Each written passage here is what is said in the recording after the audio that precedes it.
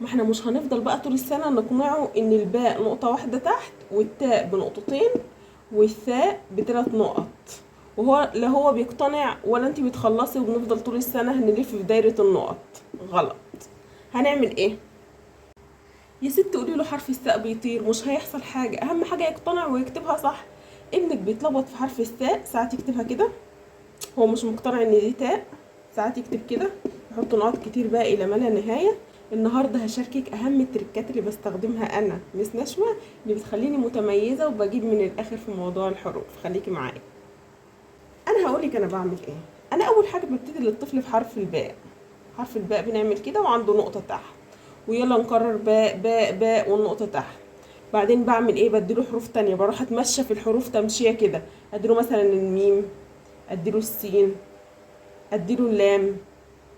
تمام. بعدين بقى بعد كل حصة برضو نفس المبدأ بتاعنا، كل حصة يلا هات صفحة فاضية ويتملى الحروف اللي هو أخدها كلها، إملاء وقراءة. تمام. هو أتقن الحروف دي تمام جدا. نيجي نروح لحرف التاء بعد ما يكون أتقن الباء. حرف التاء، حرف التاء بعمل كده، وتفاحة ليك وتفاحة ليا، ونقعد نضحك. يلا هتديني تفاحة وانت تفاحة، يبقى حرف التاء تفاحة عندها تفاحتين، تفاحة ليك وتفاحة ليا، ونقعد بقى نكرر كتير.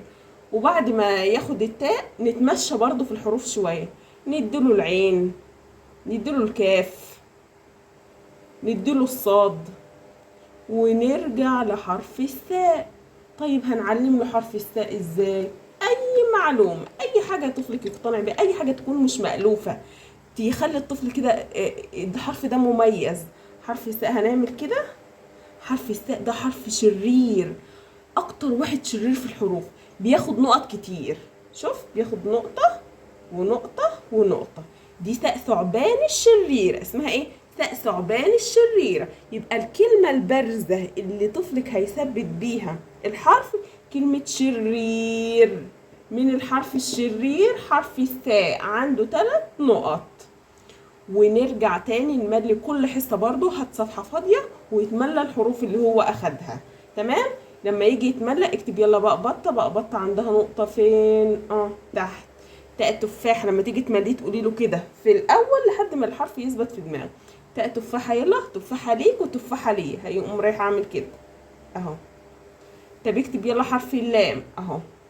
شطور يا بطل، برافو عليك. طب اكتب حرف السين. سنة ليك، سنة لبابا، سنة لماما، واعمل لماما فستان. ممتاز. طب يلا اكتب ساء ثعبان الشريرة. يلا ها، يلا يا ساء ثعبان يا شريرة، تعالى يلا نكتبها بالأحمر. هنعمل كده. وهي شريرة يا مس عندها 3 نقاط، نقطة ونقطة ونقطة. تمام. يبقى خليكي دايما اعملي اي حاجه اقنعيه بيها. حرف الثاء ده بيطير، ده حرف خارق، وتقعدي بقى تعلي صوتك وتتكلمي بلهجه كده مختلفه. فالحرف اللي معلق مع طفلك لازم تخترعي له حاجه. انت دورك كمعلمه او كأم ان انت تبدعي علشان المعلومه تثبت في دماغ الطفل. مش هنقعد بقى طول السنه نقنعه ان حرف الباء يا حبيبي نقطته تحت، يا حبيبي حرام عليك، حرف التاء عنده نقطتين، انا هفضل اقولها كل مره، كل مره جمال ليك اقولها، وحرف الثاء عنده 3 نقط. ونرجع نشتكي ان المعلومه ما بتثبتش في دماغ ولادنا، وبينسوا بسرعه. بينسوا بسرعه ازاي؟ حاجه زي دي الطفل 5 سنين او 4 سنين لازم هيتلخبط فيها.